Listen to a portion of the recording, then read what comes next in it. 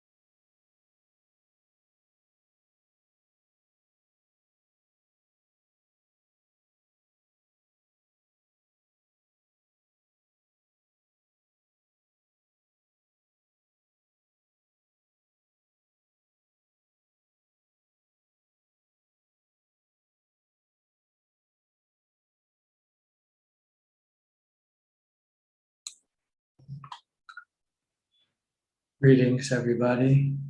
Welcome to another meeting of Dhamma practices. Everyone is welcome to join. And we will go one after another. First come, first serve, okay? The first one here is Felicia Chan from Malaysia. Good evening, Ajaan. I have no question for tonight. Thank you. Sadhu, sadhu. Okay. Next, Mudita from Bangkok. Good evening, Ajaan. I also have no questions today. Thank you. Okay. Yokbe from New York. Yokbe. Good evening, Ajaan. You have any question today? Yes. Yeah, I have two questions for my friend. One is a Buddhism can marry they can marry man and woman. The question I have. There's no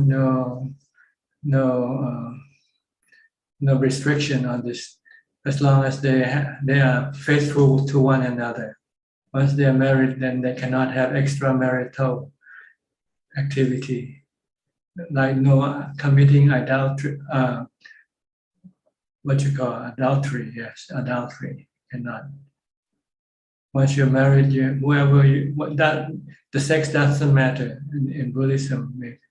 If you're happy with whatever sex you have, it's okay as long as you are faithful to one another.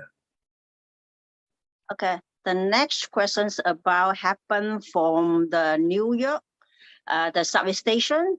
The lady only 40 years old. She's waiting at the station.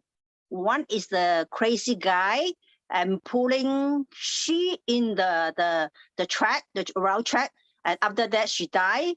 And then the news said that she doing so many things at the communication, and it's the neighborhood said that she's a good person. How come she does have the bad karma at this happening? Oh, death can have many causes of death. So it's not whether you are a good or bad person. Good or bad person die. It's just a matter how or when. So you just happen to be in the wrong place at the wrong time, I guess. Okay. The only good thing, I'm happy every day I still can breathe. Every day can do my medicine. Thank you. Sadhu, You're welcome. sadhu. Okay. The best thing you can do about death is be mindful and be clever. You have to be safe, take precaution. Don't expose yourself to danger, like standing right on the track. You should stay away so no one can push you down easily. This is just an example. Not using mindfulness and wisdom properly. If you use mindfulness, wisdom, then you say, maybe the standing close to the track is not a good thing to do. Maybe you should stand back, maybe a few meters back. So the chance of being pushed into the track will be almost impossible. This is not to find fault on the person, just to let you have to use your head, think properly, whatever you do. Sometimes people are not mindful of what they do because they are involved with watching the telephone more than looking at where they are supposed to be. I think lots of problems happen because people are not mindful enough. If you're mindful, if you're careful, then you might be able to prevent a lot of things that shouldn't happen. So this is my take on it. Thank you, Satu. Okay. Next, Charles from Bangkok.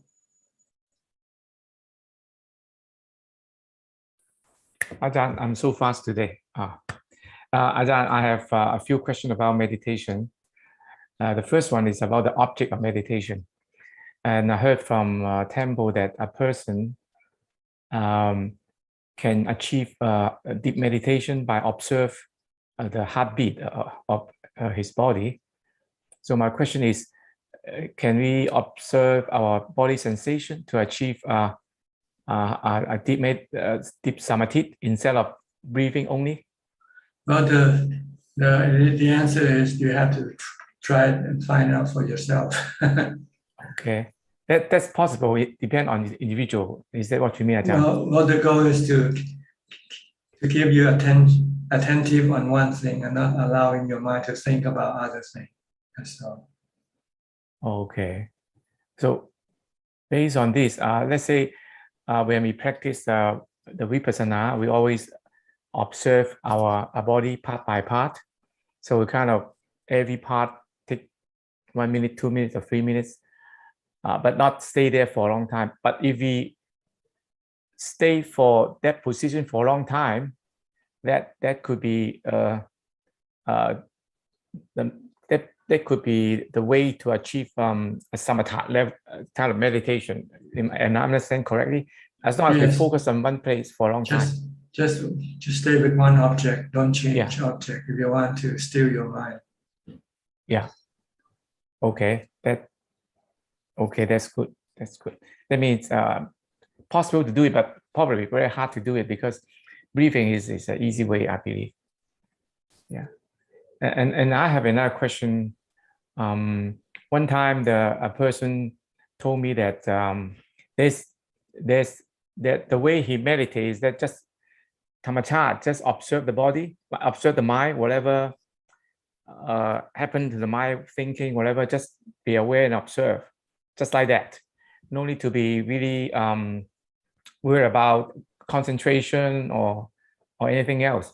But my question is that another way of meditation? Just observe the mind laterally, whatever happened, it happened. Is this the way to meditate? Well, the ultimate goal is to just be an observer and not be an actor in everything. So just be part of nature. No action. You just watch. Just observe everything that comes into your perception, your feel of knowing, and just really know, and without doing any reaction, especially the emotional reaction. Can we achieve a deep samadhi by just observe the thought and what happened in the mind? I don't think so. No. Oh. The Buddha said anapanasati if you want to go too deep. So just like calm and relax, not really at a like chan or deep samadhi level, right? And when you say just merely observe, it depends on what you're observing. When you observe somebody trying to kill you, can you still merely observe or not? Yes.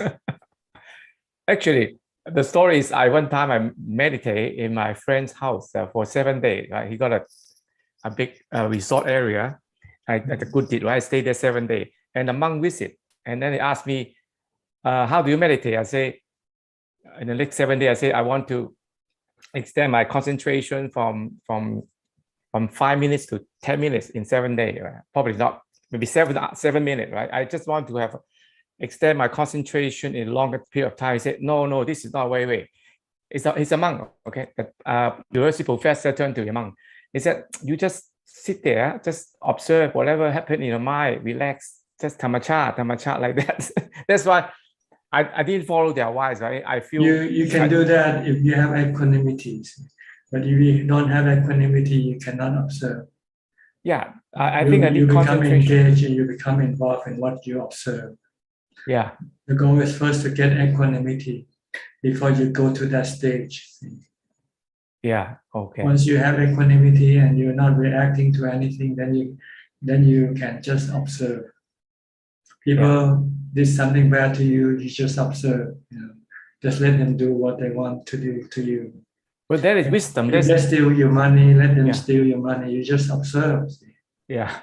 That's vipassana type of thing, right? If you get angry, then you're not observing.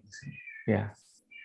So that's by practice vipassana, we observe the body and mind. And leave them alone.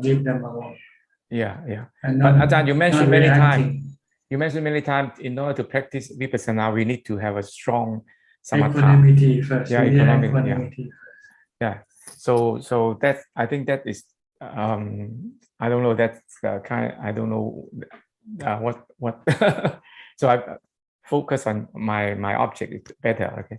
And I have one more question about meditation is that when we meditate, sometimes we feel some sensation on the face, sometimes like the insect bite, sometimes insect moving.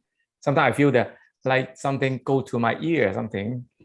And I asked what happened. Some suggest it is just naturally happened randomly, but others say that this is sankhara. The others say that this is a testing from spiritual. So what is the right understanding when we're feeling? It usually happen when we're in the good meditation, go deeper. It will happen like that. But it happened to me last few years already. It happened 4 or 5 years ago. Happened very often. Now it's less and less. So what should be the right understanding when something happened like that? It's not what, it's how you should react to them. And the answer is you just ignore them. Yes, ignore, because you just concentrate. You continue on concentrating. Yeah. If you don't, then you will be distracted from your meditation.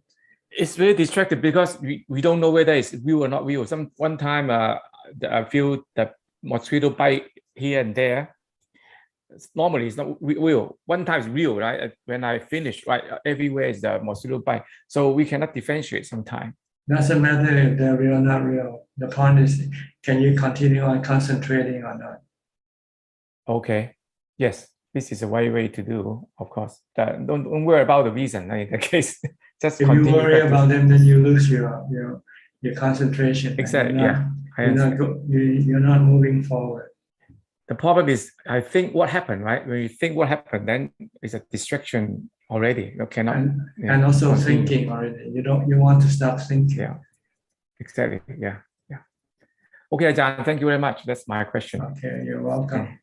Next, Kok Seng from Singapore.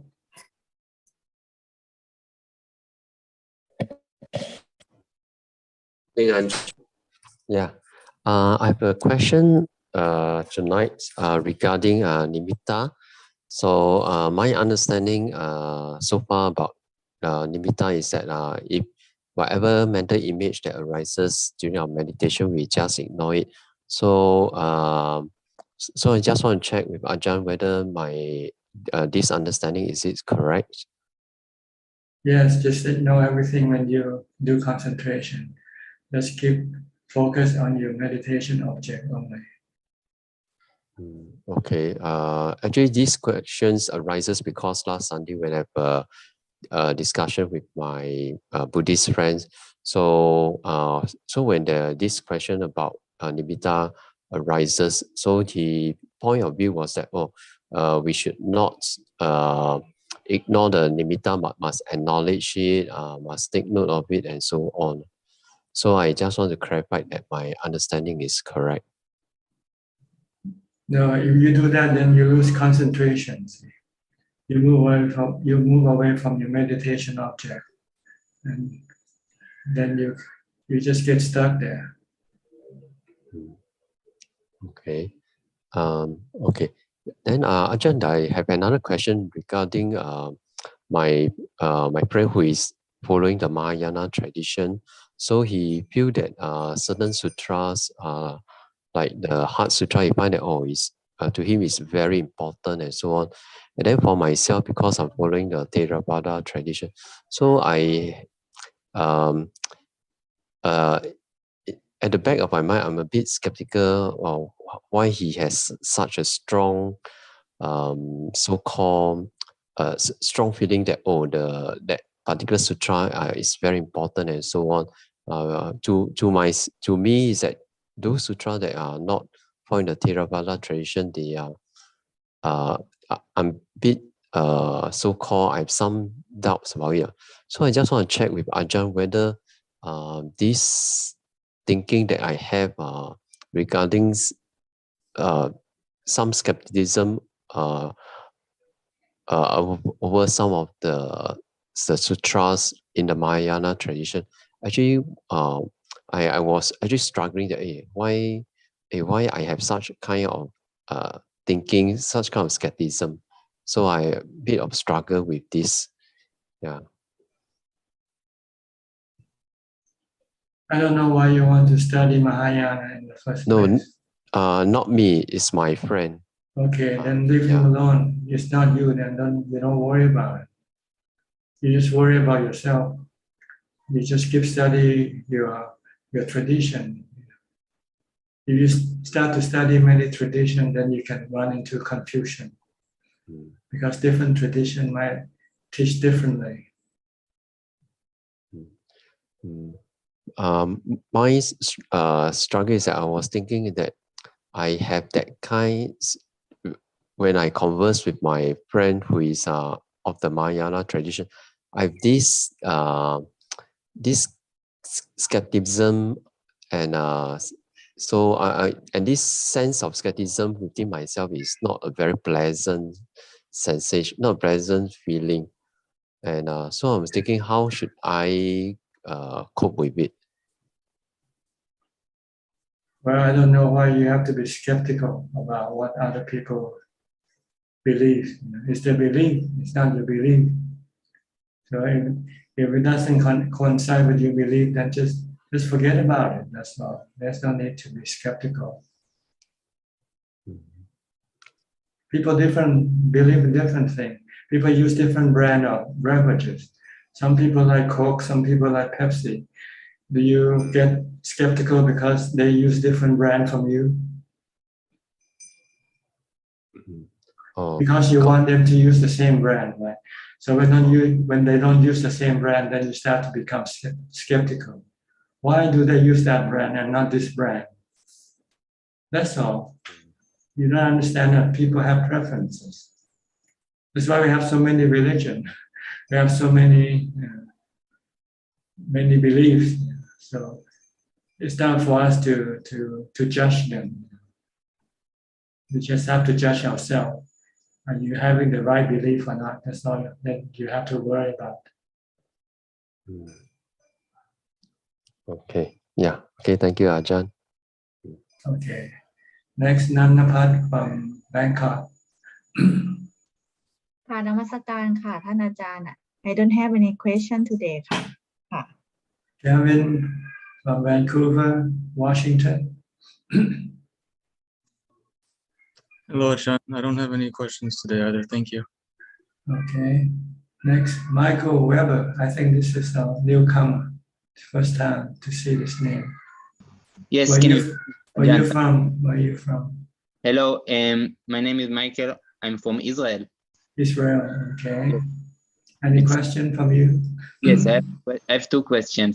I arrived last week to Thailand, and I finished the quarantine, and I want to ordain to be a Buddhist monk. First of all, I'm looking for a place. I wanted to ask for the first question, maybe what is the obstacles I can find in the beginning? What should I be careful about? what's more important and what's less important? Yeah, this is the first question. About ordination. What obstacles can I found, or what should I be careful? Yourself is the main obstacle to your path. So you have to overcome yourself. So if you are committed, then you just plow right in and don't hesitate. If you hesitate, then this is your problem. So don't hesitate. If you think becoming a monk is the best thing for you, then you should just start looking for a place to ordain. Yes. I wonder if I should go very deep, like all the way forcefully kind of develop my meditation, or maybe do it gradually, not to run myself over, like doing it too much and then I'll be exhausted, and then it'll be difficult. You just have to know your strength. How many hours can you meditate a day? Then start from there and work up there. The goal is to be able to meditate all day, except the time you go to sleep. And when I say meditate, I don't mean just sitting. I mean either sitting or walking, doing anything. You should be constantly mindful. This is the first practice you need to develop, is mindfulness. Okay. I have a second question. I don't know if it is acceptable, but because I'm in Thailand, I'm in Bangkok, I'm close. I understand I'm close to your temple. I wonder if I can visit the day after tomorrow. It will be possible, or I don't. I think so. You're welcome to visit us, and if you like the place, you are welcome to stay for about 2 weeks. First. Okay. Yeah. Okay. You have to look at the place first, whether it suits you or not. If it suits you, you like to stay, you're welcome to stay temporarily first for 2 weeks. And if you like and everything works well, we might be able to extend for another 2 weeks and so forth. Okay. So I'll be very happy. Thank you. It will be nice if you come in the morning to the dining hall around 9. 9 o'clock. Because that's when the monks are there, and they can then welcome you and get you a place to stay. If you come at other times, there might not be monks to greet you, to meet you, and you might find it difficult to find monks after the morning meal. So you can come around 9 or before, a little bit after, and you can probably find me also there in the dining hall. If you come tomorrow, I'll be in the dining hall tomorrow, or day after tomorrow. Day after tomorrow. Yeah, day after tomorrow. Yeah, I think I'll be at the dining hall. Then I can introduce you to one of the monks who will then look after you, show you a place to stay and what you have to do and so forth. Okay. Okay. Thank you very much. If you want, you can email my assistant at assistant.ajaansuchart@gmail.com. I think you can go into my website, pastorsuchart.com, and go to the contact page, where you can send an email if sometimes if you change your schedule or something and you cannot come. Okay. So just in case you want to contact us by email. So if something changed, I'll email, but if not, like this. Yeah, okay. Okay. Thank you very much. All right. But one thing, I think it will be difficult for Westerners or for any monks to ordain here, because I'm not the one who do the ordination. I'm not the abbot. Yeah. So if you want to ordain, I think what other monastery, especially the monastery of Ajaan Suchart tradition, will be more easier for you to ordain in, like at Wat Mapjan or Wat Pa Nanachat International Monastery. There will be most Westerners or foreigners will be ordaining in those 2 places in Thailand. Yeah, I'm soon planning to go to Wat Pa Kong Tong in Yeah. Udon. Yeah, okay. But unfortunately, this monastery is not, because of the Albert, he doesn't speak English, and he's just somehow afraid of foreigners, I guess, and he didn't want to have anything to do with foreigners. So, Okay. okay. Okay. But you are welcome to visit us and stay with us temporarily. Other than that, then if you want to plan long term, I think you have to look at some other monastery. Okay. Okay. All right. Okay. Thank you very much. All right. Next, Kafai Lim from Malaysia. Good day to you, Ajahn. I don't have a question for tonight. Thank you. Okay. Philip and Adeline from Malaysia also. Good evening, Ajahn. Good evening, Ajahn. I don't have any questions tonight. No questions. Hendrik, where are you from, Hendrik? Ajahn, namaskar. I'm from Indonesia. Do you have any question? Yes, Ajahn. I would like to seek for advice, guidance. Usually, I always meditate with Anapanasati or along with Buddha. And then if I feel the Buddha is a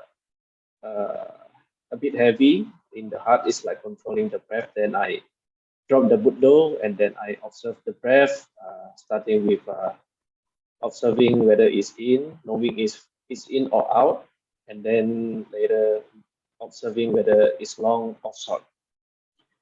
Then after I have been practicing for, I think, 3 or 4 years, and if I ask myself if I progress much, then I will say not too much.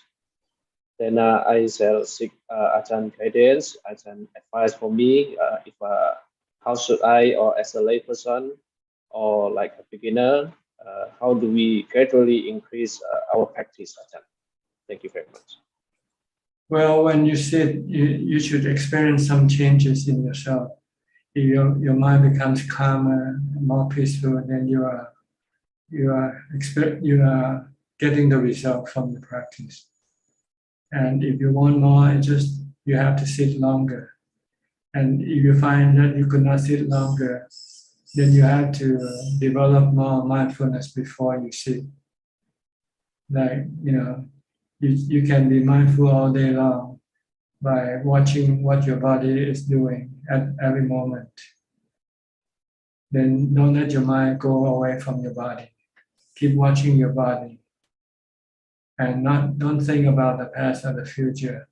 Just keep the mind in the present with the body's movement. If you can do this, when you meditate, you can sit longer. Or if you find that after you're sitting for a while and you feel like getting up, maybe you want to force yourself to sit longer by maybe recite a mantra to keep your mind occupied and then forget about wanting to get up. Then you might be able to push your mind to go longer and deeper in meditation. So you have to push. When you get to the limit, if you give up, then you'll be stuck there. If you want to go further, then you have to push it. Like after you sit in for 20 minutes and you say, oh, I want to get up.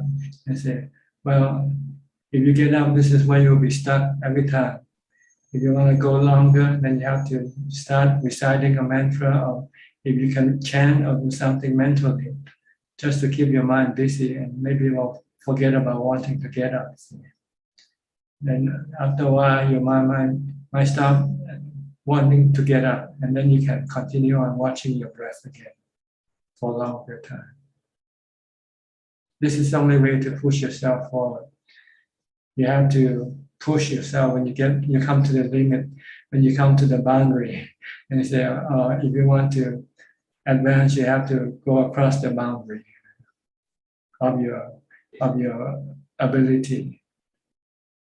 Is it okay to use a timer that usually I sit 45 to 1 hour? If you have some reason to do something at a certain time, then yes. But normally try not to use it because it can be a distraction to your practice. You keep worrying about the time and not being mindful of your breath. Okay, Ajahn. One more thing, Ajahn. Is it okay that sometimes if we practice, we naturally we expect for some result, but it's not like always we expect. But after a long time, that hey, how come my practice is not progressing much? Is it okay to think like that? Yes, you can expect, because when you do something, you expect to get paid, right? So expecting this is okay, but when you don't get it, you should not be disappointed. That's all. You just have to accept that this is what you get, because this is how much you can do so far. So you might have to do some analyzing, see what's wrong with your practice. Are you doing it right or not? Are you doing enough of it or not? Then you want to correct the problem. That might be the problem. That might prevent you from getting the result. But expecting is okay, but don't get sad, disappointed, or mad when you don't get what you expect. You have to look at the cost. The cost that will give you the result. If the cost is not there, then the result won't appear. Thank you, Ajahn. One last thing. Usually it's your quality of your mindfulness. If your mindfulness is not continuous, then normally you won't be able to get much result. So you won't have to have continuous mindfulness. Thank you, Ajahn. Do Ajahn have something to say about my technique? Your technique is okay. Anapanasati is a good practice when you sit. But when you're not sitting, when you do walking meditation, you should use the body. Watch your body, like watch your footstep when you walk. Or if you are walking with something, doing something, then watch what you're doing. Thank you, Ajahn. Thank you very much, Ajahn. Okay. Next, Kwan Liman from Malaysia. Ajahn, yeah, I heard Ajahn in the Facebook Live on Sunday mentioning life is not free. Life is full of bills to pay. Yeah, my question is about this. I quit my teaching job about 1.5 years ago, and I take the time to practice, and I feel contented with the simplicity and very peaceful within. So, but last week, a thought of still needing to pay the bills arises, and worries arises. Then I get back to the mindfulness and did sitting to calm down. And after that, I contemplate on anicca, dukkha, anatta. I told myself that I shouldn't let money control my practice, and I should use the time that I have to develop as much as possible. So if really needed, then maybe I can take up some part-time job later. So as soon as I think like this, the mind calms down, and gradually the mind is quiet again. But Ajahn, I'd like to ask, what is Ajahn advice if we face such obstacles that will hinder the practice? That's because you don't want to choose the right option. See? The right option is to ordain, and you still refuse this. If you ordain, then you can be supported by the monastery. See? Then you don't have to worry about bills or making money. But you might have to pay indirectly by doing something for the monastery in return. But that's the only way for long-term practice, not to be encumbered with looking for money and spending money. Then you have to live a monastic life. Is there a monastery that for male it would be very easy to ordain and just stay in any monastery, but how about for females? Yeah, there are quite a lot. You just have to look around. So search in the internet for, from where there are monastery where there are women ordained living. There are some in Thailand. There are exclusive monastery for women, and there are also monastery where there are monks, but they also have a section for women to live and practice also. But you just have to search and ask people. How about in Wat Yan? One year, unfortunately, they only let women stay temporarily for 2 weeks. That's all, because they don't have the long-term facility. But there are other monasteries in this province. I heard this one called something. Nanapat might know, and she can might point you to it. Samnak Mechi in Chonburi. Or Kun La might know something, and she asked the woman. I think the woman practitioner, they know places that you can check out. I'll let Kun La or people who know send you some messages for you to read. I just turn on the chat already. Yes, Yes, the chat is open. So. Oh, okay. I'll check later because I'm using the handphone. I couldn't see the messages. Thank you. I see. Okay. Yeah. Thank you, Ajaan. You're welcome. Karen from San Jose.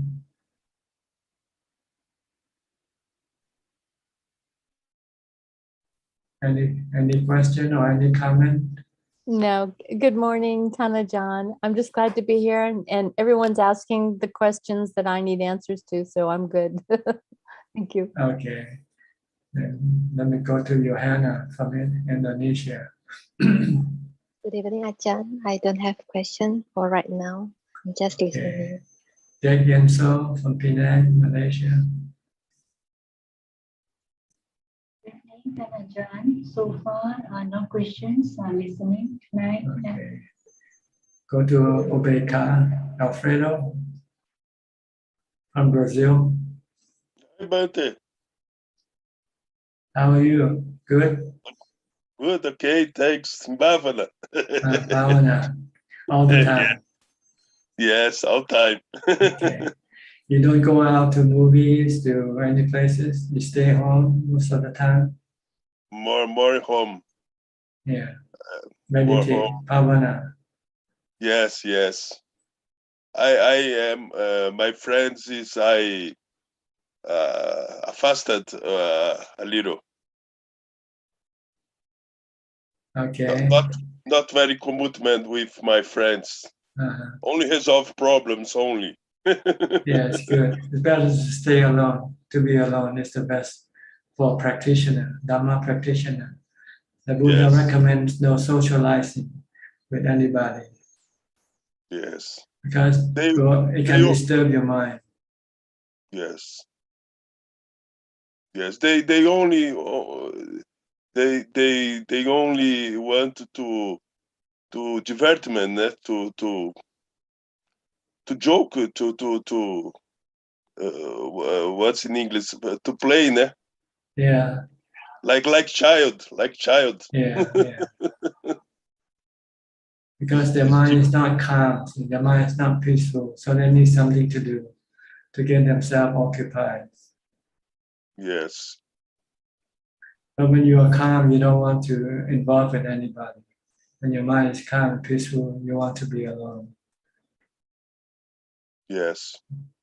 Okay, you're good. You're doing good. Keep doing it, okay? Oh, thanks, Bante. All right. Good days. Okay. Next, Gary from Singapore.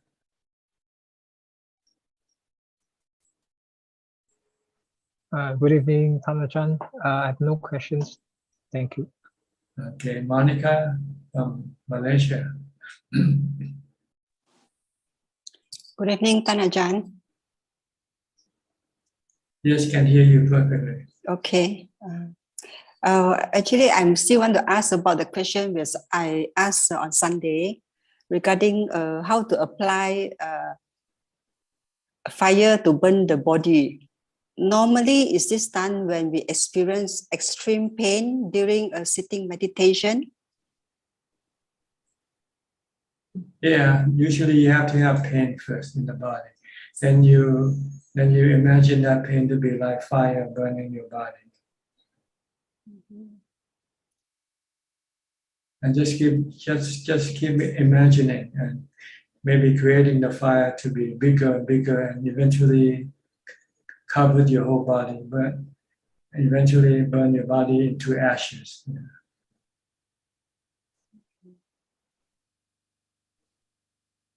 And you're just merely looking at this image of the body, of your body burning.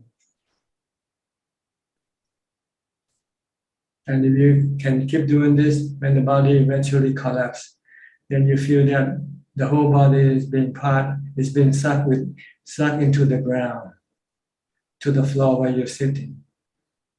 And you feel that your body is part of the earth. And your mind is separate from the body. Your mind will become peaceful and quiet.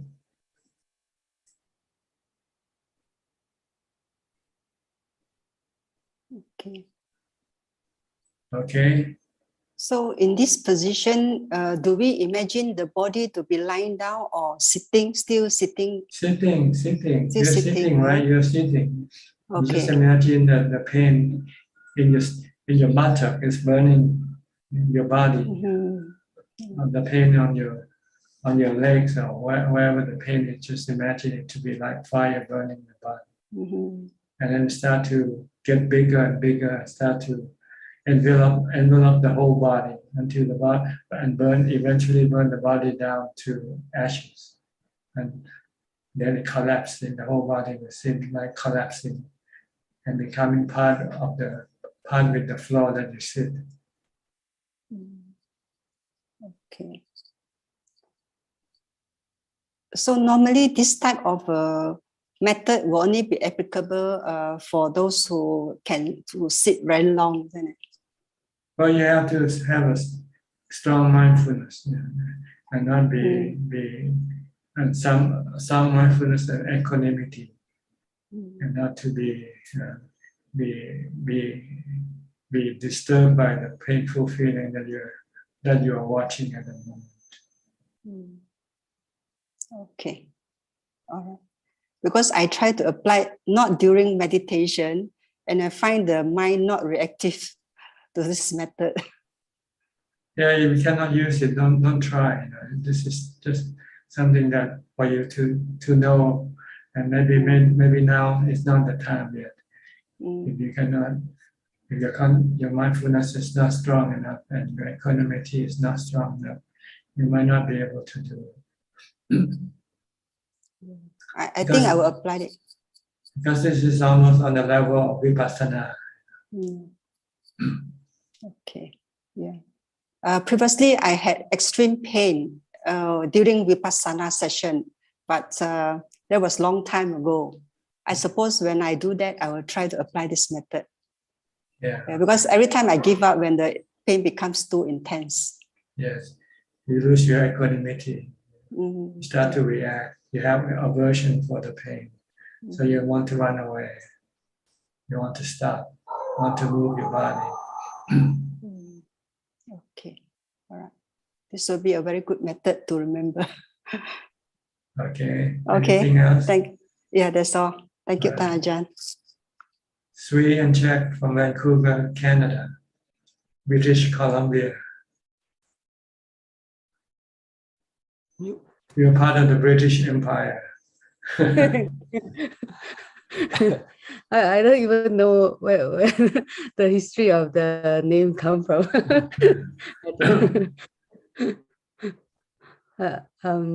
Ajahn, you said something so powerful just now about the biggest obstacle in the is yourself. Wow, it's.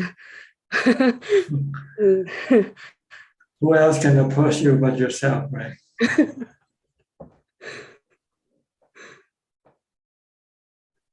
Yeah, but it's still like, yeah, for me, the answer is really powerful. That's so true. Yeah, I have to keep that in mind. Not to give excuses.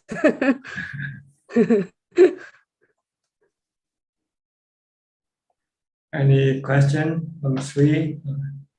Tan Ajahn, like in some of the suttas, like Buddha said, some of the things like we have to do by endurance. How to do it, like by endurance, like endurance, like when you going through hardship, don't give up. Okay, and mindfulness is the mindfulness is the key for you to go through hardship. You come to face with hardship, then if your mind start to become agitated or restless, then you just use Bhutto to stop your mind from being restless or agitated. Then when your mind becomes calm, then everything will be okay. Everything will not be so hard anymore. Only hard because you don't want to face it. When you can stop this aversion, then you can face anything. And you use mindfulness or wisdom, one way or the other, one or the other. If you use wisdom, you say, well, when it's snow, it's snow. There's no way of running away from it. You have to face the snow. the shower snow. Okay, that's again like going back how to overcome obstacle as well, like yeah, okay, some of the things have to be endure. Okay. And, okay, go on. Yeah, so Tan Ajahn, and in other sutta, like for example, Buddha said, like we develop like mindfulness, right, as one of the enlightenment factors, and then like the sutta go to investigate or Dhamma, then raise energies, then go and create like the 4 jhanas. So should we like kind of rearrange, like from mindfulness we go to samadhi, right? And then samadhi, then we come out and investigate the Dhamma. Is that the correct order? Yes, that's why I've been telling you all this many times already. Yeah. Okay. Yeah, because when I read the sutta and then they put like the sutta put like investigate of Dhamma, like right after mindfulness. So I was thinking, then go to jhana. You cannot arrange the sutta because the practice and the sutta may not be in the same order. Normally, you need mindfulness to get to ubekkha first. But the ubekkha you get to by mindfulness is the temporary ubekkha. Then you want to change a temporary ubekkha into permanent ubekkha by using wisdom, investigation of the Dhamma. And in order to do this, you need energy. You have to be diligent. You cannot be lazy. If you're lazy, then you don't get anything done. Oh, okay. But if you don't practice, you don't know how this factor works. It's like if you don't study the mechanic of an automobile, you don't know how all these parts of the automobile work. You can read there's steering wheel, there's brake, there's gears, but you don't know how they work. You have to study. You have to learn. So just study the sutta just to give you a roadmap, really. And this is why you need an experienced teacher to tell you the order of practice. Okay. Yeah. When you do a DIY, sometimes you do things wrong. Then you get things done. But if you go ask someone who already done it before, they say, oh, you have to do this first, not before that. So you cannot be without an experienced teacher, really, unless you're really clever, unless you're really smart and can figure out which comes first and which, or else you don't know. See, that's why you need to be with a teacher, experienced teacher, not a scholastic teacher. Scholastic teacher can mislead you and get you into confusion. You need to study with an enlightened teacher. In case of Buddhism, enlightenment means he's experienced. Yeah. Yeah. that was my questions. Yeah. That's so exactly you hit the. I used to just study the sutta and be with scholastic teacher, and I got more and more confused. But then, when we met you point out all like the correct order and it's totally different. If not, we don't know how to practice. I right? go around and around the sutta. But you exactly. Most of the thing has been clear. Just practice. Okay. Any more questions? That's all for now. No more DIY, Ajahn. DIY. Dhamma is not DIY. You need a teacher. Unless you are a Buddha. The Buddha himself was a DIY person. He did it all by himself, Everybody else needs a teacher. Everybody who became enlightened had a teacher to teach them to become enlightened.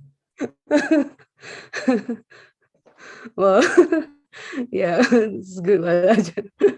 There's a store in Malaysia called DIY, I believe. Now when I see the DIY, I remember the Buddha. Thank you. Thank you, Ajahn. Okay. Maybe you should recommend the shop to have the logo of the Buddha. Using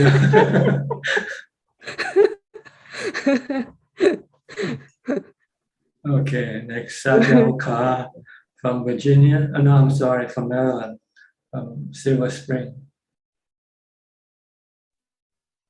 Still must be very cold for you. Keeping in I have a question that I think got partly answered, that while doing the walking meditation, you watching your body, in this case becomes watching your steps. I thought about another question, that there is a huge proliferation of this guided meditation for years and years now.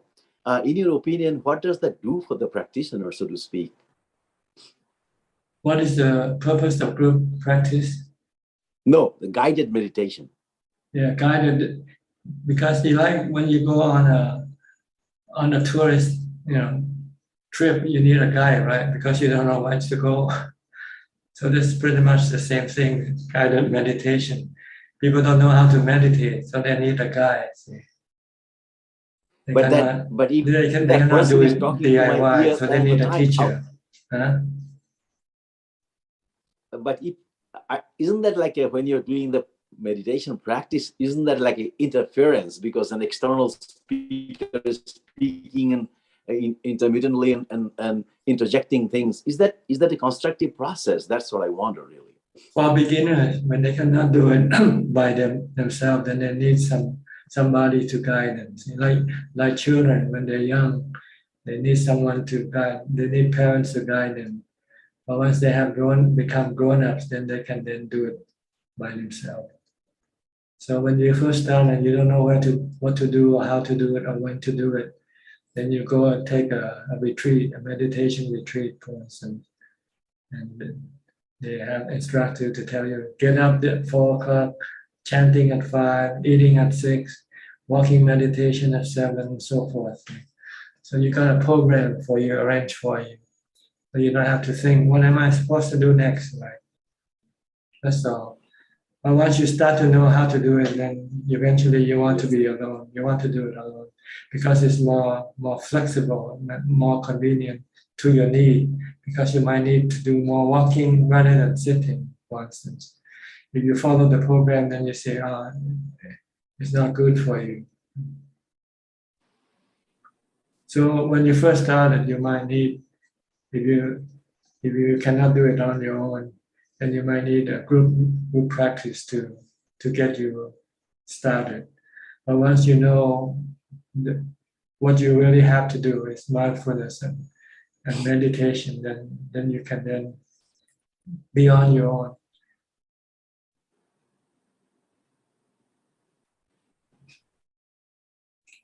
But you still need someone who had experience to guide you or to. But he doesn't have to be with you with your practice. Like you can come here and ask questions when you have come to a point where you don't know what to do next with your practice. And you might want to ask someone, what am I supposed to do? Now I get samadhi. What should I investigate first, and so forth.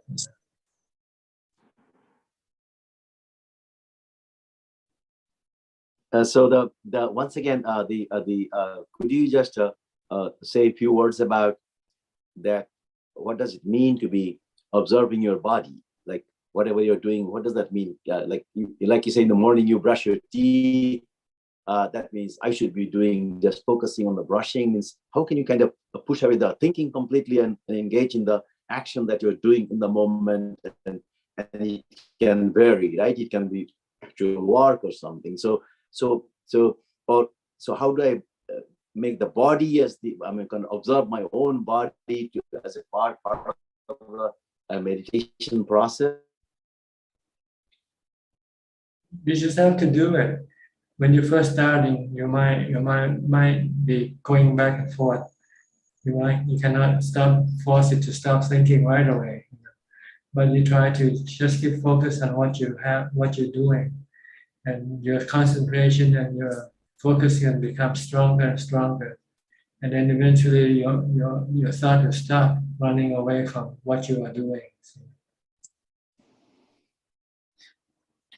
that's another additional way to increase your mindfulness is you can use a mantra along with what you do at the same time. When you're brushing your teeth, and you can also keep reciting a mantra, Bhutto, Bhutto. So you have two ropes to pull your mind in instead of one. If you just keep watching your breath, watching what you do, then you only have one rope. But if you use the mantra, then you have two ropes to pull your mind in, not to let your mind go away from what you do.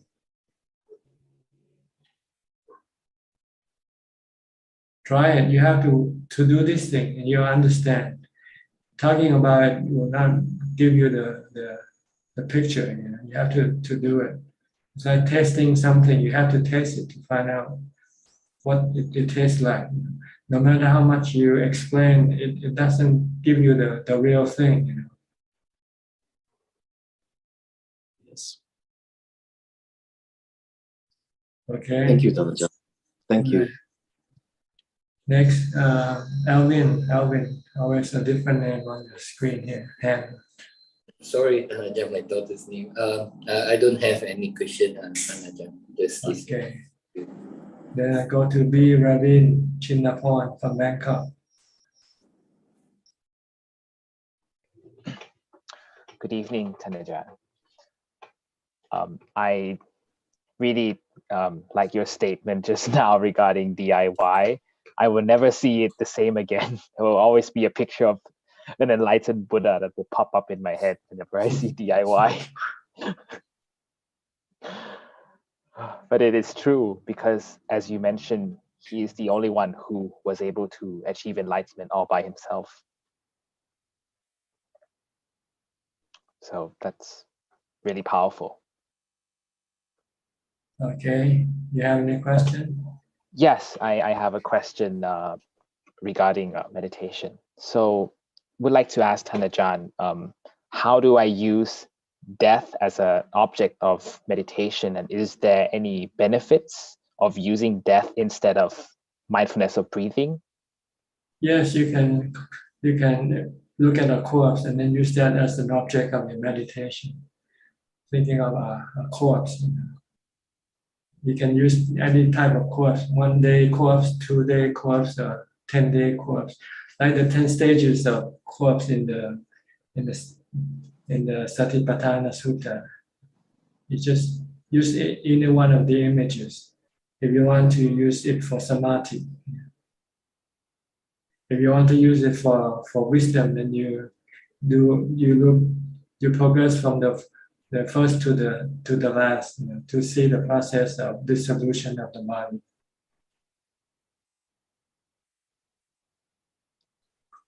So this is death, right? Death is a dead body, is what it is.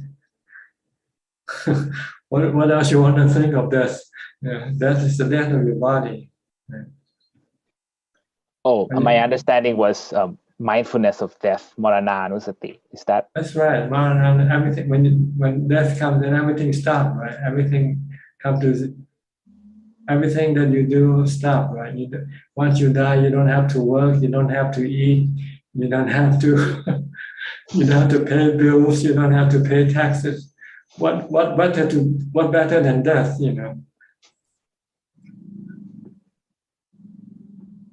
I mean, look at the positive side of death. But this is not what I meant. But I mean that when you think of death, you mean that whatever you're craving for or desiring for will no longer be possible. So this is a way of getting slow down or stop your defilement. Sometimes you think, oh, I want to be a millionaire, so I have to plan how to do it and so forth. And then you suddenly think, what happened if you die today or tomorrow? Or maybe after you get the $1 million and you happen to die. So what's the point, right? This is another way of using death. And when you are still not meditating, when you start to worry about things like, what's going to happen tomorrow, or what's going to happen with the virus and so forth. And when you think, well, eventually you're going to die anyway, then why is there to worry about? The worst could happen is, you already know the outcome, right? The worst that can happen to you is death, and it's going to happen.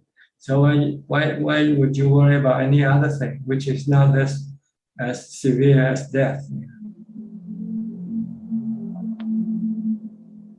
So you can use for different purposes, but normally just to calm your defilement, calm your mind. Sometimes people make plans, oh, I want to do this, I want to do that. If I have a company, I want to expand it, or whatever. This is because they never think of death. If they ever one moment think of that, they may say, why should I be doing all these things for? In the end, I'm going to lose everything anyway. So may it be better just to live comfortably and be happy without having to struggle so hard. Just have enough to eat. Life can be much simpler and easier than trying to set up a goal and then try to go after it.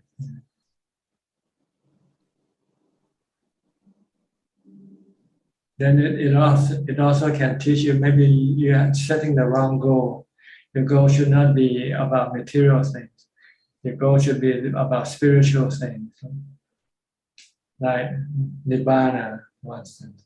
Maybe then you say, oh, maybe then I should start doing something about this, rather than worrying about material things, because material things you cannot have it forever, right? But with spiritual thing, once you have it, you can keep it forever with you.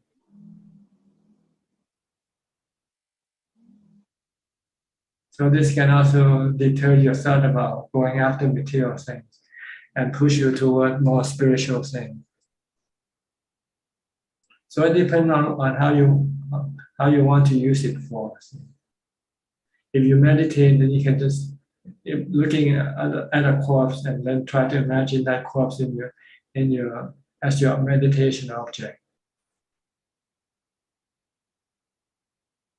Especially your own body. This is the best. And eventually you're gonna die, right? And think about when you die, what happens?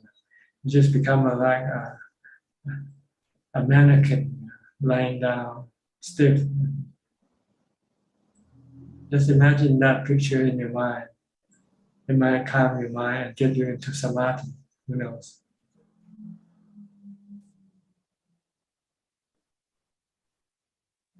But some of these objects is too hard for people who without equanimity to take. Even mentioning about that is too much for them already. They won't be sitting here discussing this conversation because they find it morbid, they find it sad, they find it scary or whatever. But if you can listen to this subject, then it means you have a strong mind. You have some equanimity.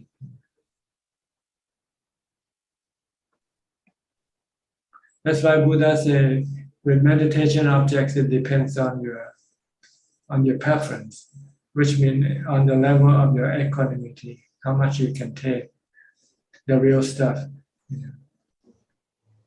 Asupa and that is the hardest. So people with weak mind, they like to use the mantra and say like Bhutto, Bhutto, or Anapanasati, the breath. But with people with strong equanimity, they like to use the hard stuff because they get more result from they kill more defilement with the death and asupa.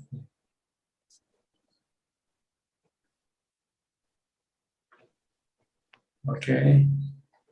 Yes, I was just trying, because the reason I asked is because you've mentioned very often about seeing the body as impermanent, as suffering, as non-self. So I was trying to relate, in order to be able to see it that way, I thought if I could use death to kind of induce that thought, to manifest more in my mind, it would help me to see that more clearly. Death is a reminder of the truth. When every time you think of death, you're thinking of the truth that we try to avoid thinking about. Because if we do, then a whole perspective in life will change. From dreaming of building a family, building this and building that, when you suddenly think of death, then it kind of cause all this imagination to crumble. Then it will lead you to the spiritual path. Once you see that the path of the material will lead you to a what you call, and I can't think of the word, to an ending doesn't get you anywhere. Then you start to look at the spiritual path. Maybe this is the path to go, the spiritual path. The spiritual path will lead you to sublime happiness. While the material path will lead you to sorrow and suffering in the end. At the end. So it's a very useful tool to use in many different ways. It's just a matter how you can apply it. So you have to try it.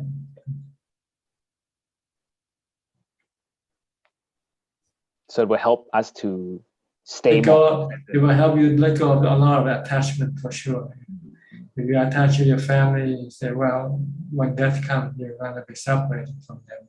Or if death comes to them, then they'll be separated from you.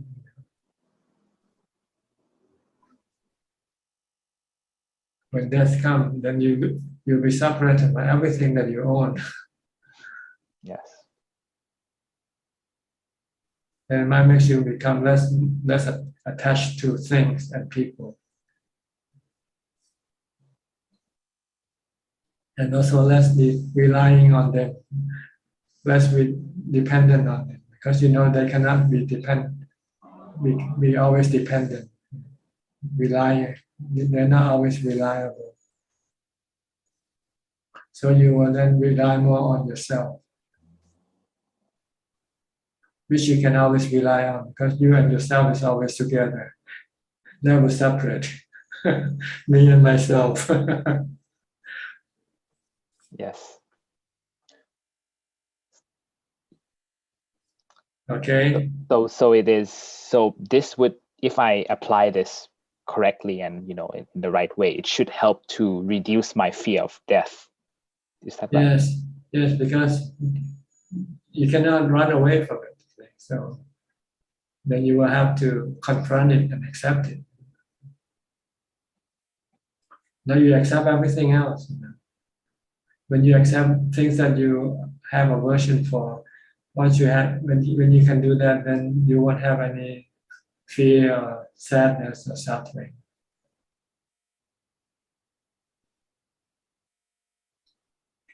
But sometimes your mind will not want to reflect and think about it, because you find that you feel bad, so you stop. This is because you don't have enough equanimity yet. So you have to come back to mindfulness again and get more equanimity before you can then think of the truth. The first noble truth: birth, aging, sickness, and death. Suffering. Yeah. So being born is suffering, because being born means you have to die. Yes, and also you have to make a living. That's harder than dying, right? Dying is simple, but living is hard. Dying is easy. Ask anybody which one is easier, living or dying. But we want to live, we don't want to die. That's the problem. It seems to contradict the truth. Yeah. If you're willing to die, then living is easy, because you're ready to die anytime. So if you cannot live, then you die. If you don't want to die, then living is very hard.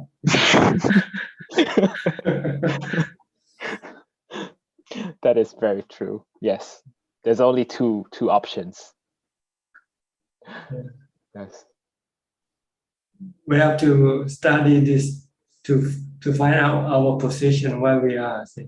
And our position is that we have no choice. Aging, sickness, and death is our option that we have to take one day or later, sooner or later. See, most people don't want to accept this truth that we have no choice. We have to take these things. If we can accept this, and then there will be no suffering, there will be no conflict. The problem is we don't want to accept this thing that's going to happen to our body. That's causing the suffering. It's not the aging, sickness, or death of the body that causes the suffering. It is our aversion to this truth. So we want to teach the body, the mind, that this is something that we have to accept. Once we can accept it, embrace it, then there will be no suffering.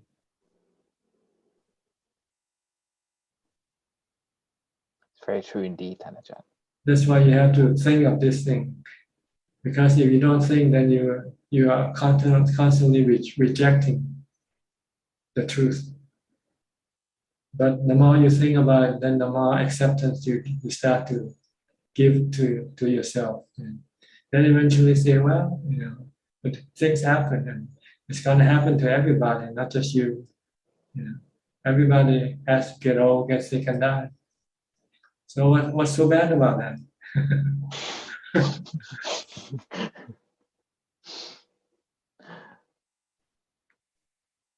Yes, happens to everyone. All right. Yeah. Yes, very, very clear, Tanajan. Thank you very much for your teachings. Okay. Next, Belinda from Singapore.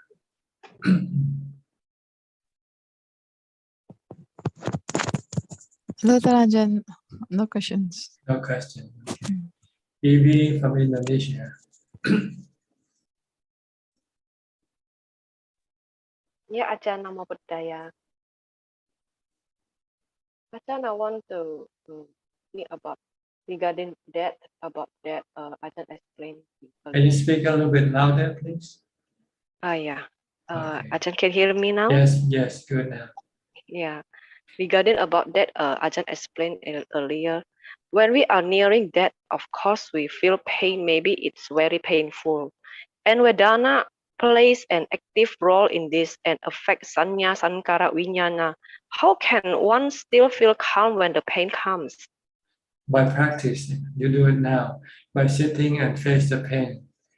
When you meditate, when your body becomes painful, just teach your mind to embrace the pain, not to have any aversion to it. Accept it. Stay with it. Live with it. By meditation, by mindfulness, by wisdom. And when the pain is very painful, I just hold on. Just like that, Ajahn. Well, you just have to practice, until your mind stop having any aversion for pain. Then the pain will not disturb your mind. Because I always, after 1.5 hour, I change my leg. Okay. It means you have aversion for pain. You don't want it. Yeah, I You change want to my get rid of leg. it. I just tell myself, tomorrow try again lah. Change first. Yeah, because one day you'll come to a point where you cannot get rid of the pain. What you're gonna do then? So I must try 1 hour, 40 minutes, and tomorrow 1 hour, 50 minutes, just like that, Ajahn. Must hold the pain. Not the time. It's just what you need is to calm your mind using mindfulness, like butto. And leave the pain alone. And once the mind becomes calm, then you might not need to sit for many hours. Once you know how to calm your mind in face of pain, then you can just keep every time you run into pain, then you use the same method. And this meditation this morning, I felt again the face of the Buddha, Ajahn. My face becomes slowly like the face of Buddha, then merge, but it couldn't for be long. Maybe because I feel the joy that, and it makes me get out of here again. Shouldn't I feel happy when I feel this, Ajahn? Because I always get out when I feel happy.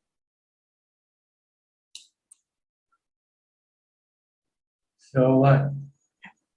And maybe when I feel happy, there is a rise happy feeling, and the mind start to moving, and I come out from this comfortable condition. Then you should go back in again. If you want to be happy, then you go back in again. And I go back in again, and I feel happy. I come out again, Ajahn. Then you go back in again. Oh, just like keep going back. Going back is not easy, Ajahn, because I lost the connection. When we are come out, we cannot find that connection. It's very hard to find. Sometimes can find, but sometimes cannot. Then you are doing it blindly. If you're doing not blindly, then you know how to get in. Must try. Practice make perfect, alright, Ajahn? Yes, you have to know how you get in. Once you know it, then every time you want to get in, then you can always go back in.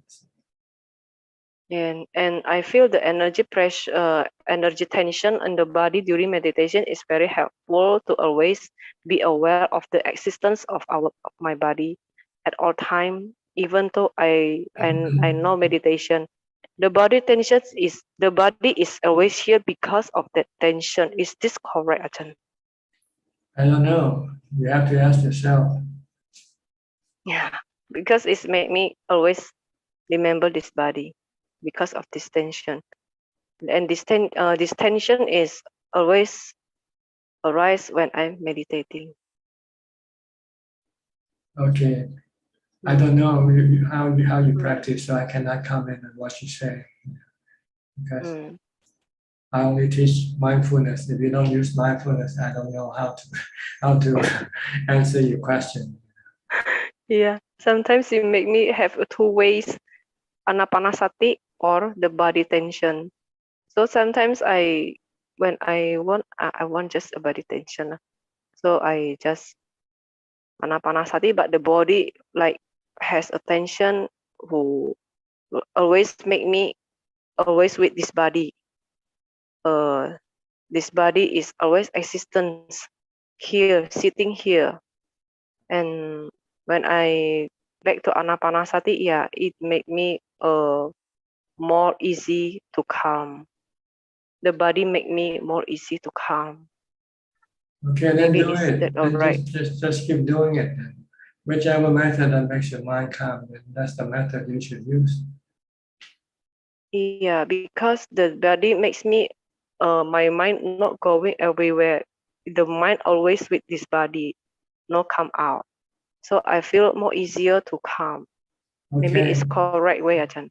I don't know. It might be correct for you. I cannot vouch for you. Everybody has their own way of doing it. So I didn't do it this way, so I cannot say correct or not correct. Oh, yeah. Okay, Ajahn. But the most important is our mind not going everywhere. That's right. Right, Ajahn. Your mind should be peace and calm and not thinking. Yeah, Ajahn. Okay, Ajahn, thank you. And have equanimity. Yeah. Okay. I can make me calm. Okay, Ajahn. Right. Good. Michael Weber, you have another question? I'm sorry, it was disconnected. It was. I see. Okay.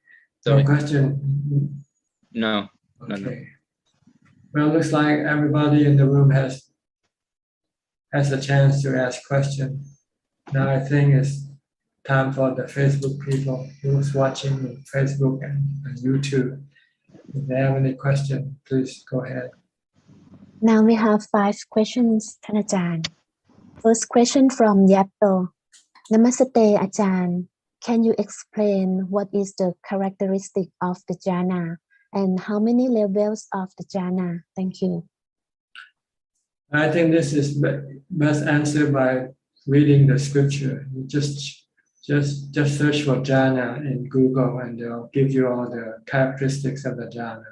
I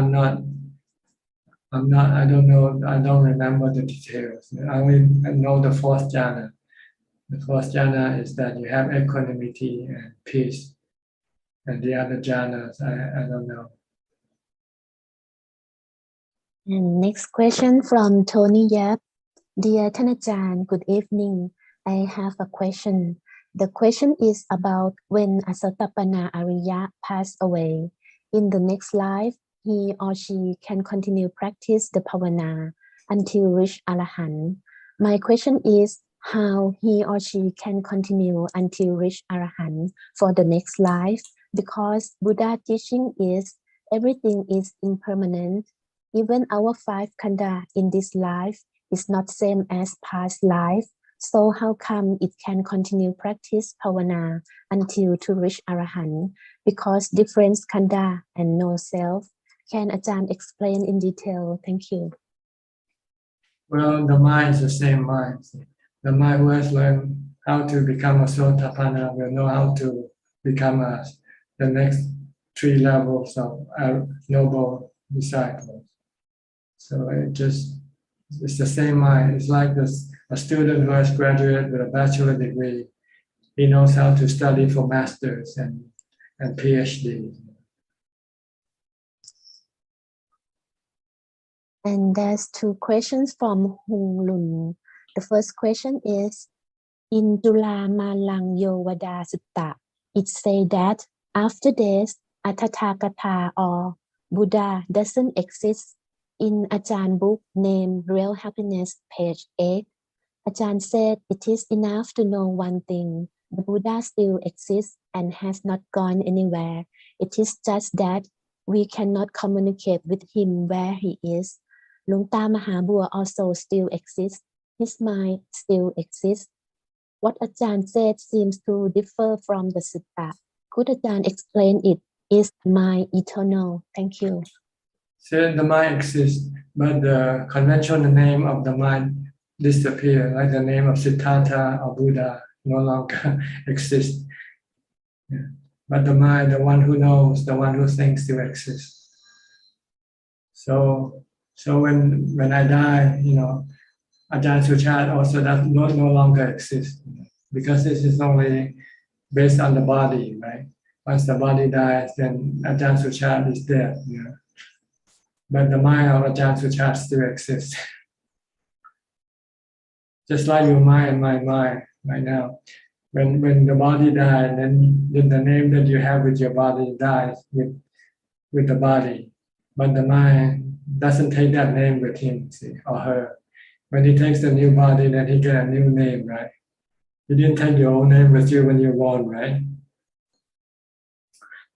When your mother said, "Oh, you should be John," you said, "No, I want to be Frank," because it was Frank, You cannot do that, because Frank was already dead in past life, and you get a new body and you become John, okay? So this is what it means by the conventional personality of the body as associating with the mind. The mind always remains to be the one who knows and the one who thinks, that's all. When there's no body, then it doesn't think as Ajaan Suchart or as Frank or John anymore. It just thinks as a thinker or a knower. And the second question from Hung Lun is, in the middle of meditation, my leg pain suddenly is gone. My feeling was neutral. Sexual desire didn't arise and no 5 hindrances. I told my mind that I want to see my past life, but nothing happened. So I exit my meditation since I was in a neutral state and there was nothing to do there. Previously, I aimed to subdue the pain during my meditation. Now the pain is gone. I have nothing to do. I need something to motivate me to continue the meditation. My question is how to motivate myself to carry on the breathing meditation from that moment on. Thank you. Well, you don't know that when your mind is neutral, that's the happiest state the mind can be in. Maybe you haven't yet actually experienced that true neutral state yet. It's just maybe an imagined neutral state that you are imagining. Because if you ever enter into the true neutral state of mind, you'll find the highest form of happiness. And you don't want to leave there. You want to stay there for as long as possible. So from what you say, then I think it's not the real neutral state of mind. Maybe it's just an imagined state of mind. You think you are neutral. And then you feel that there's nothing here to do. Then it means you are thinking and you're not truly neutral. Because if you're truly neutral, you're not thinking. You're not desiring, you're not thinking, looking for something to do. Because what else you need to do when you're so happy? Yeah. When you're happy, do you want to do anything? You don't want to do anything, right? You want to stay in the state of happiness for as long as possible. So I think you're not in the true neutral state of mind yet. And 2 more questions, Ajaan. Question from Seng. Good evening, Ajaan. Understanding anicca, dukkha, anatta through direct experience, not book knowledge. experiencing, there is only doing, no doer. Is this breaking the identity wheel? Thank you. Well, identity is just a label you place on each object, like your body. You place object on your own body as me. You place another label on another person by he or she and so forth. These are, and you are so deluded to think that these are the real things. But the real thing is there's just a knower, just a thinker. That's all. So if we can know that there's no John, no he or she, no, they're just bodies. Then you are breaking the identity view. And the last question from Tae In Hua. Is consciousness permanent? And how can one study the consciousness? Thank you. Consciousness is part of the mind's functions. The mind has four different functions called nama khandas, Vedana, Sanya, Sankara, and Vijnana. And these things go with the mind, stay with the mind. They never destroy. Even after death, they still have the four nama khandas, still go with the mind. It's part of the mind. And consciousness, which is vijnana, is one of the four functions. So they always exist with the mind. And when they have a body, then the consciousness then will start to work again. Because in order for the mind to be connected to the body, it needs the consciousness of vijnana to connect to the five sensual organs of the body. And one more question, Ajaan, from Tony Yap. Dear Ajaan, good evening. Is mindfulness also anicca and anatta? Thank you. We don't worry about this thing. We worry whether we have it or not. So don't worry about whether it's anicca or anatta. Just worry about whether you have mindfulness or not have mindfulness. That's the goal of practice, is to have mindfulness. If you don't have mindfulness, try to develop it and have it, keep it with you. Don't worry about whether it's anicca or anatta. Mindfulness is not a subject that we want to apply anicca, dukkha, anatta with. That's all, Ajaan. Okay. Okay, anybody else? Second round? Light drinks. We finished with the first round. Now we have second round. Evie. Evie again? Okay. Always me, Ajahn.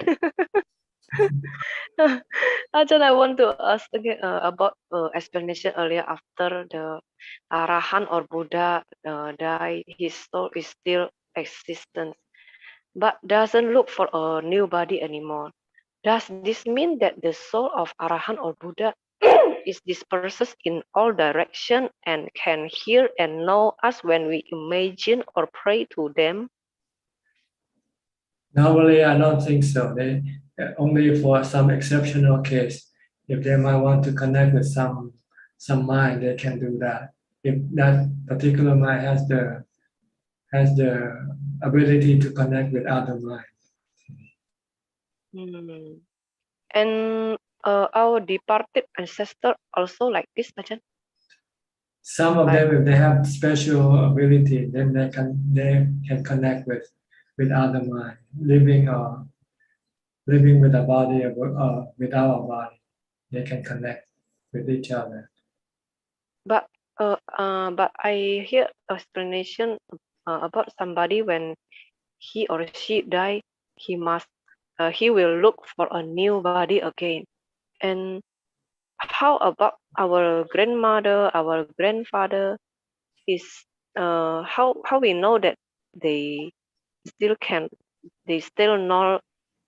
not reborn? If you have the ability, then you know. If you don't, you don't know. But this is not important to know. What's important to know is whether you still have defilement or not. That's more important. Okay. Yeah, it's true. Don't worry about Yeah. other things. Just worry about the defilement. Do I still have greed? Do I still have hatred? Do I still have delusion? That's all you need to know. True. Don't try to be sidetracked by your defilement. Your defilement doesn't want you to know these three things. Yeah, Ajahn. Your defilement wants you to know about all the things, like the world, the universe, the planets and the stars, you know. And then grandfather and grandmother who this is already. This is the working of the defilement. They want to pull you away from knowing the three defilements. That's all. Because once you know the three defilements and you can get rid of it, then the defilement will not be happy when you get rid of them. See? So they will try to do in their possible way that to prevent you from knowing them. They don't want you to know them. Drag me away from them, Ajahn. Yeah. Okay, I understand. Okay. Okay, Ajahn. Yeah. Next, anybody? Charles. Okay, Charles. Ajahn, I have a question about renunciation, the 10 perfection. I think for a monk, the practice is quite straightforward. For the householder, I just wondering how much and how far we should give up in order to practice renunciation, Ajahn. Renunciation. Well, see, it depends on the percentage of renunciation you want to do. 20%, 50%, 100%. The more renunciation you do, the more time you will have for practice. That's the purpose of renunciation, to give you more time to practice. So if you want to practice 100%, then you have to do 100% renunciation. Like give up your lay life and go live in a monastery and become a monk.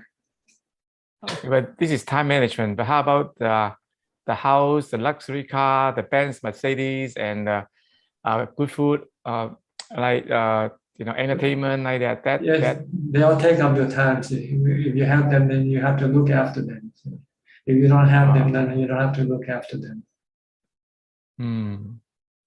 So that means it depends on the individual how much they can, how far they go, how much. Yeah, how much they want really, how much spiritual development they want.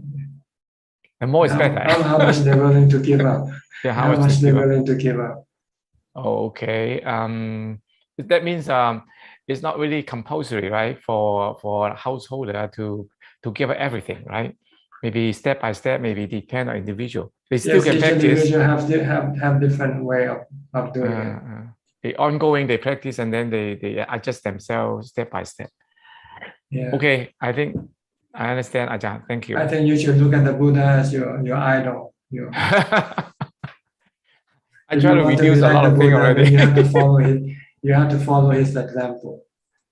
Yes, the one thing I told my wife is that the Buddha, he got a wife, he got a kid, he got the parents, he got the position, he gave up everything.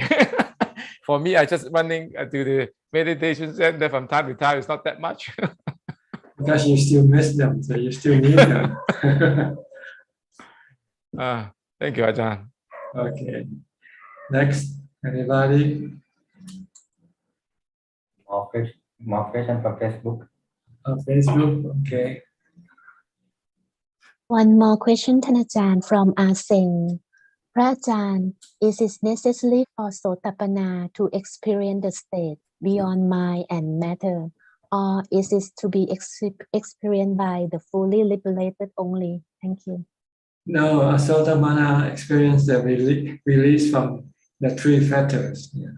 The fetters of having wrong view concerning the five khandhas, and having doubt, release from doubt in the Buddha, Dhamma, and Sangha, and release from the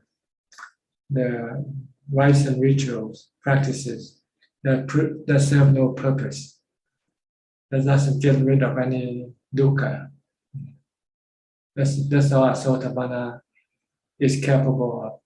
It doesn't matter whether he has this other knowledge or not. It's not important. That's all, ท่านอาจารย์ That's all. Okay.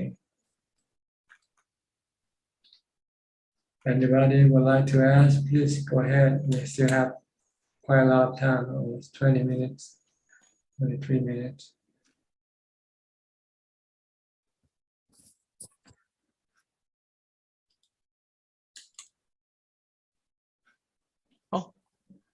I have a Okay, question. Michael, go ahead. I have a question. Sometimes I feel like in the Four Noble Truths, the second one is the suffering is because of tanha, like desire, and sometimes they say that that to get like the job is the task is to get rid of greed, hatred, and delusion. So sometimes I feel like when I do the practice, the heart is getting better, but like tanha, it is two different. I feel like sometimes like two different things, meaning, yeah, like that. I wonder if, like, yeah, this is the question. Again, please, I don't understand your question. I feel sometimes that like purifying the heart is it's different from like get to let go of desire, and I think I maybe answered myself right now. So okay, I think it's okay. Okay, I'm sorry. that's fine. Charles, Okay, you go Michael, ahead. Charles again. Charles. Yes, I have a question because I don't want to ask too much because the other people may have questions. Since nobody asked question, I want to ask one more questions about the defilement, about the so-called sleeping defilement. The defilement really deep inside us. Could be this life, could be because of previous life. So I think about how to find those things, right? How to find our defilement. So my experience, if I go meditation, if I go deeper, maybe I can feel something. If I go deeper, I will find the defilement. Good, is it? The question is, if we meditate, go deeper and deeper, we are able to find our discover our defilement. Is it like that, Ajahn? You don't need to go deeper. Right now, your defilements all over the place for you to catch. Yes, you catch this thing one. first. You catch this one first before you worry about the other ones that you cannot see. I see the defilement is at a conscious level, just like now we can aware, right? We know we action. After that, we do something really emotional. After that, we know, oh, this is too emotional. But there's some defilement it's deep inside us. We don't know when, how they will come out. So we have to get rid of the more obvious one first before you can see the less obvious one. Okay, don't worry about those. Get rid of the one on the surface first before you go deeper. Are they exist? Oh yeah, they are more subtle and they're more refined. Okay. They're harder to see. Okay, I understand. So they exist, but the priority is to deal with those we are aware of. You know, we already know. Get rid of the 5 hindrances first. The 5 hindrances. These are the defilements. Okay. Yes, obviously we need to do that. Otherwise, we cannot meditate. Yeah. Yeah. Before you can go to the deeper one are the fetters. Yeah. The first the 5 hindrances. Then once you get rid of 5 hindrances, then your mind can go deeper into the fetters. Then you can start getting rid of the 10 fetters. Okay, step by step. Okay. Yes. Okay. Thank you, Ajahn. Okay. Kwan Liman. Okay, Kwan Liman.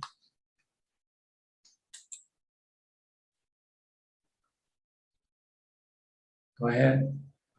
Unmute your microphone.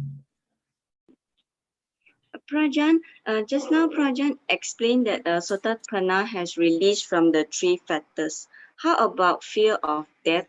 Is it considered one of the?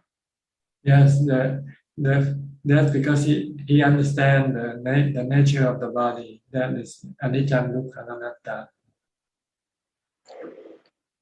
And he accept this and see that the body isn't him. He is the mind. And the body is just the servant of the mind.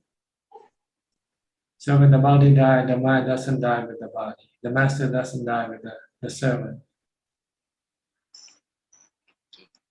Thank you. And he cannot prevent the death of the body. The death of the body will happen regardless of whether you like it or not. So it's better to like it, because when you like it, then you don't get hurt. It's only when you don't like it that's when you get hurt. Yes. Okay. Thank you, Ajahn. Right. We have Jessica. Hello, hello, Thanajan. Okay, Jessica, where are you now? In America or back in Thailand? I am back where I belong. So fast, Yeah. you only been there away for just a few weeks. Yeah? My body left for America, but I was actually still in Thailand. So it was interesting. It was very interesting, but it's not for me. So I think being in Thailand is most suitable for this path, Thanajan. Yes, if you're on a spiritual path, then Thailand is quite yes, I a could good feel place it. for it. Yes, I could feel it. Over there was a lot of material happiness, but That's right. I did not see myself in it. It was interesting. It was very interesting to see it, to go back there, but it's happiness that is momentary, and I knew it was not for me. It was not for me. And happiness with anxiety and worry also. Anxiety, depression, a lot of problems underneath it all. So I came back to Thailand, and I remember that the main reason why I came back here was because I wanted to be closer to my spiritual path. So along the way, I thought going there, working there, it's outside. Everything it's outside. It's not outside. It should be inside. So I came back and I thought about it, what was very important to me. So and I got the answer. There was no thinking when I received this answer. It said that I would rather die in Thailand, So I would rather die in Thailand under the Bodhi tree. Over there, I don't think there's any. So I'd be happy if you know a place for me in here in Thailand. So you can plant a tree in your house. Right. When you I was thinking about that as well. But I do have a question for you though. When I view the outside reality, it's everything is in form, Thanajan. It's not there's no emotions anymore. It's just like stillness, and like I see that there is no attachment to anything, and sometimes I think, oh, it's a bit scary, but it's in Thai you call it the delusioned reality, the illusion, and actually I see it that I'm no different than the fan that's in my room. Yes, your body is just material things, Yes. just like everything else. Just like Your body. everything else. So whatever I see, it's like I'm no different from whatever is in front of me. But this is not me. This is really not me. And so I'm I'm seeing it, not just seeing it, but it knows it. And so sometimes it's just like a vast emptiness, but looking at things with forms without any attachment to it. So I feel like it's lighter than before when I was in America. So I guess you told me to stay in the path, so I came back. So thank you for that. So yes. Okay. Yeah, everything is illusional. What we see with our sense organs, and they are all illusional. This world that we live in, the physical world, the material world, they are just components of the four elements. Yes. That one sooner or later they will fall apart and return to the separate state. Yes. Ajahn, it's like similar to it's not just our realm, but I know it and I believe it, other realms as well, Prom and Divas, they also have their own reality, but if you're not yet an arahant, then you're still in your own play. So you should practice it every day to get away from this suffering and the delusion and illusion. So it's not just being born with a body, but even when you have so much merit, you can be a diva in another level, and still you have to come back if you don't do it correctly. So I want to do this correctly. So yes, you have to get rid of all the 10 fetters. Yes, exactly. Yeah. Okay. But when you come back, did you have to quarantine? Yes, I did. I got Johnson's & Johnson's vaccination, and it wasn't even 14 days. So I had to actually quarantine for 11 days. 11 days. Yes. But I had a lot of time, listening to Dhamma and, being with myself. And it went by very fast. I liked it. My own personal retreat. Yeah, retreat. Yeah, really. It was very good experience, actually. With the food served at the right time, you don't have to worry about food or anything.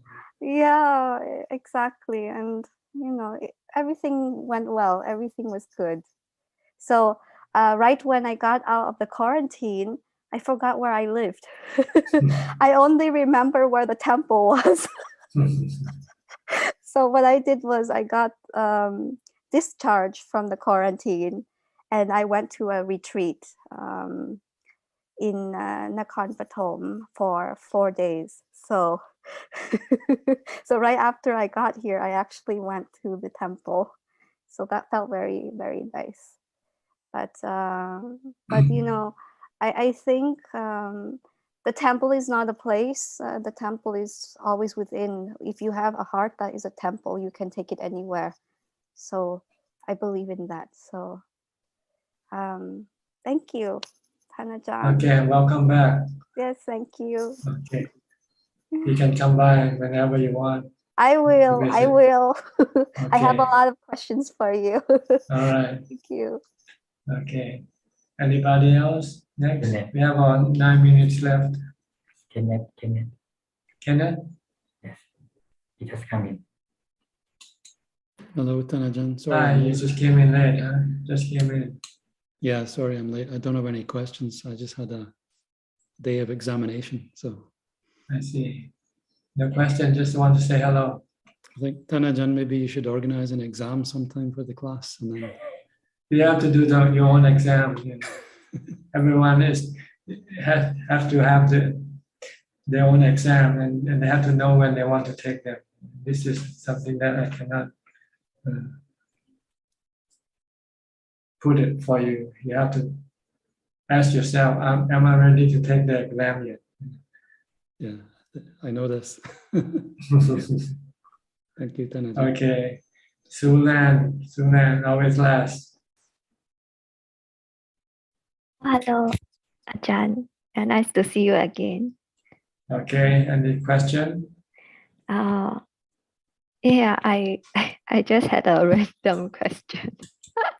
So I was like wondering like, you know, like cause if let's say we are feeling something, then I mean we will feel it in our body. Like for example, if whether we are happy or sad or angry. I'm just wondering like if like for other beings that do not have a body, do they feel anything? Since they cannot feel it in their bodies. No, So, you're mistaken. See, your body don't feel anything. Ask yourself when you're angry. Ask yourself: is my hand angry? Is my nail angry? Is my teeth angry? They're not angry. See? Your body is not angry. It's your mind that is angry. Oh, okay. It's your misunderstanding. See? To think that the body feels anything or know anything. The body doesn't feel or know anything. Ask the hair. Does the hair feel anything or know anything? Oh, okay. Then, but the hair, just like the clothes you wear. The clothes you wear, does it know that you're angry when you're angry? Yeah, understand. So, because I was just thinking like, you know, sometimes like when we learn the Dhamma, then like people will say, if you are upset, angry, or sad, just like notice where you are feeling it in your body. So I'm just wondering, how does that applies? It just there's no feeling in the body, but there might be some effect that causing the body to react. Like sometimes you get stomachache because you're upset, you know. But it's not the upset it's not the feeling that's in the stomach. The feeling of sad or angry or anxiety is in the mind, which can have result on your parts, on your body parts. Oh, okay, got it. I had the misunderstanding that the body is feeling the feelings. No, the body doesn't know how to feel. The body is like the clothes you wear. Does your clothes know anything or feel anything? Yeah.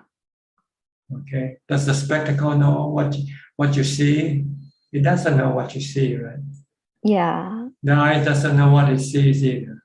It's the mind who knows what it is seeing, what your eyes are seeing. Your eyes, just like your glasses. There is no knowing or consciousness in the body. Oh, okay. So it's the mind that use the body to go and cling and like jump. That's right. And happy. The mind uses the body as the medium or the instrument to see, to hear, to feel, and touch. Oh, okay. And it's the mind that reacts to what it sees, hears, feels, or touch by having good feeling or bad feeling arising. When you see something you like, you have good feeling arising in your mind, not in your body. When you hear something good, you have good feeling. When you hear something bad, you have bad feelings. The body is just an instrument, like an automobile. It just do its duty. The body is the one that takes in the sensual objects for the mind to experience and to feel. Okay. Yeah. So without the body, the mind can still feel, can still get angry, can still get mad. Like when you dream, sometimes you dream and getting mad in your dream, right? Getting angry in your dream. Death of the body or sleep, when you go to sleep, is a similar thing. When you sleep or when you die, then the mind cannot use the body. But the mind can still use its own imagination to think, to create dreams, to create stories in the mind. Oh, okay. Like when you're daydreaming, you can be doing something with your body, but your mind can be dreaming about going to a holiday in that country or in that places, right? Okay. So the body doesn't know how to dream, doesn't know how to feel. Yeah. And then when we are daydreaming, how do we like because you don't have mindfulness. You don't have mindfulness. If you have mindfulness, then you don't dream, daydream. You just you stay focused with your body. You have to practice mindfulness to see the difference between having mindfulness and having no mindfulness. Yeah. I meditated in the last week. Then I kept falling asleep. Because you don't have enough mindfulness. Okay. All right? Yeah. Yeah, we almost run out of time now. We have about two minutes left. Still another question for anybody? Thank you, Ajahn. Okay. Karen. Who? Karen. Karen, okay, Yes. Karen. I just wanted to quickly just say thank you to everybody who helped me get into Zoom tonight. This is such a lovely group. Everybody just quickly helped me. I couldn't figure out how to get back in. And I just wanted to thank everybody for your help. That's all. Okay. We have another question from Facebook. Okay. Two more questions from Facebook, Ajahn. First question from Tae In Hua. How should one understand the teaching of dependent origination or paticca samuppada? Thank you. Actually, right now, when you're starting, you don't need to know this at all. Yeah, and you'll never understand it anyway. So if you don't understand it now, it means you'll never understand until you have practice first. So right now, do the practice, do mindfulness practice first. Get your mind to calm and peace and equanimity. Then you'll understand the working of the paticca samuppada, or the dependent origination. If your mind isn't calm, you won't be able to see the working of the dependent origination. So you need to first practice, get into samadhi, get into your mind, look at your mind, and you'll start to see the working of the dependent origination, working all the time in your mind. And last question from Aseng. Prajaan, during anapanasati or vipassana meditation, mind is very quiet and calm. Body experience calm, no pain, discomfort. Instead, only very few fine sensations. However, thoughts keep arising and pass away very quickly. The sanya is still working. Is this considered jhana, and how to proceed further? Please guide. Thank you. We need to stop the thinking. Yeah.